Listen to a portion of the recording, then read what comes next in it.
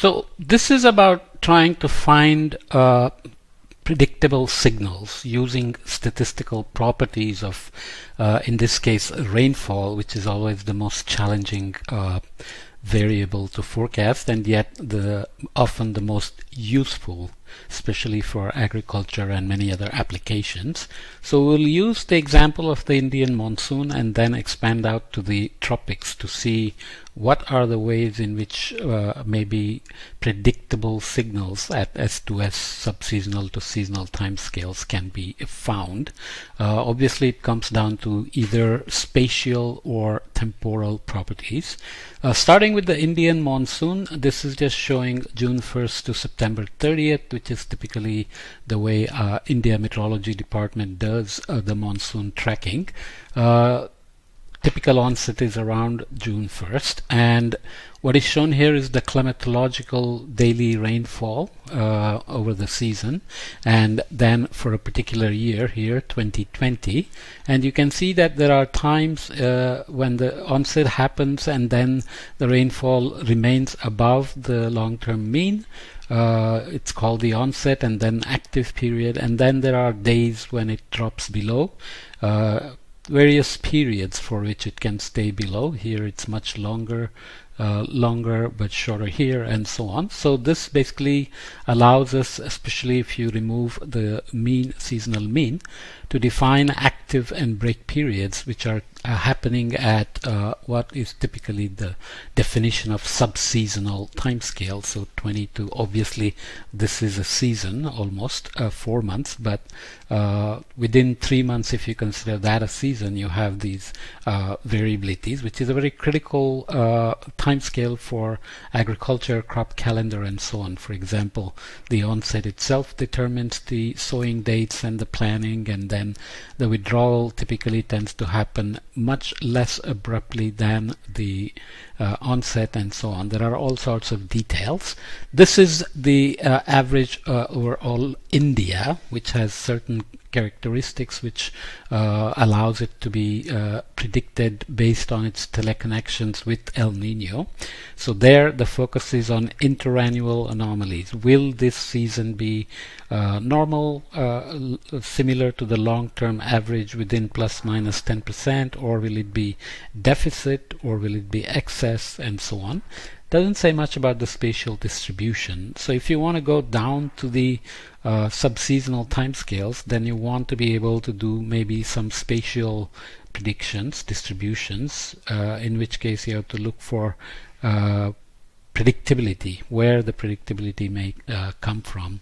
Looking more specifically here, this is the distribution of rainfall for 2020, which looks very different each year. So looking for clusters of how excess and deficit rainfall patterns happen. For example, this is a deficit here, the greenish, the bluish colors are excess at various percentages, the color shading here, and green is normal, so that's within plus minus 10% of the long-term average. Actually here it says plus minus 19% of the long-term average. And then if you zoom into, let's say here, Marathwada, which is in the central western Maharashtra, then you can see that rainfall actual in green and normal in red for 2020 show you that, and this is the rainfall departure here, which shows more clearly that rainfall was generally excess for the year, with interspersed times when it was below the normal. So you basically want to look at number of rainy days. There is the onset, withdrawal, number of rainy days, and rainfall intensity, right? So this is probably going to allow you to seek predictable patterns. This is another way to look at it from Goswami's book chapter from the Lau and Walliser book on intraseasonal variability, showing different years here, 72, 94, and 2002. This was an El Nino. This was a kind of a Central Pacific El Nino, not the same. This was mild El Nino, but had a very strong Indian Ocean dipole. But the focus here is that if you look at the average seasonal rainfall for June, July, August, September, this was 691, 1043, and 640. So obviously very deficit years here.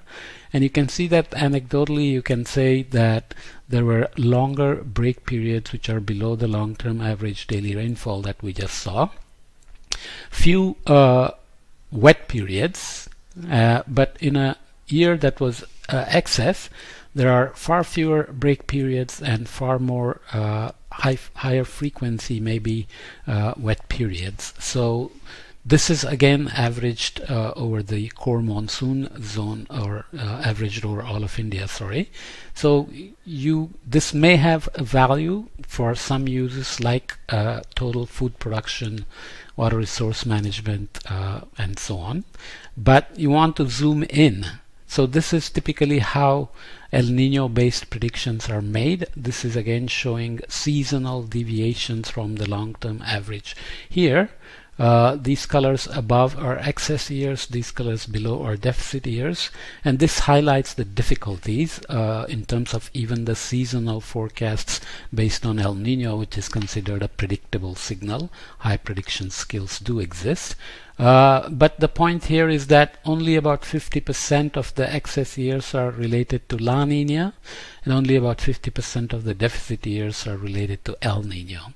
So monsoon has its own internal variability or forcing from the tropical Atlantic, which has become more studied more these days, which is producing some anomalies at non-El Nino years, which may mean predictability as well, if Atlantic Nino can be predicted, and so on. So even the seasonal countrywide average rainfall is not supremely high skilled yet, so that is still a struggle. So where would we want to go with this? We will look at temporal characteristics at two locations, Mumbai and Delhi, and then go after spatial coherence arguments to say how spatial coherence varies during the season for the monsoon region, and then to other tropical regions later on, and then see whether those spatial coherence make the rainfalls more predictable at whatever time scales the coherences occur. Okay, so you can look at daytime contributions to the rainfall, and you can see that there are differences. So some regions have higher contributions from daytime rainfall, and some places have much smaller contribution. So this is in addition to the inhomogeneous rainfall distribution that we already saw. So land in general has strong diurnal cycle, has gravity wave kind of issues, has land breeze, sea breeze, inhomogeneous soil moisture, vegetation, and so on and so forth. So looking at diurnal cycle and so on is one thing, but if you look at accumulation over time, for example here heavy rainfalls for a 3-hour period, 6-hour period, 12-hour period, and 18-hour period, you begin to see some more homogeneous patterns emerge, right? So there is always the case that when you look at extended range forecasts, each day of week 2 may not be well predicted, but accumulated rainfall from, let's say, day 7 to 14 may be much better predicted. So there is a value to accumulating in time, and then there is a value to looking at spatial coherences. So the idea is to see if this kind of weather within climate, which means El Nino can modulate the spatial coherence, and maybe that provides a subseasonal forecast predictability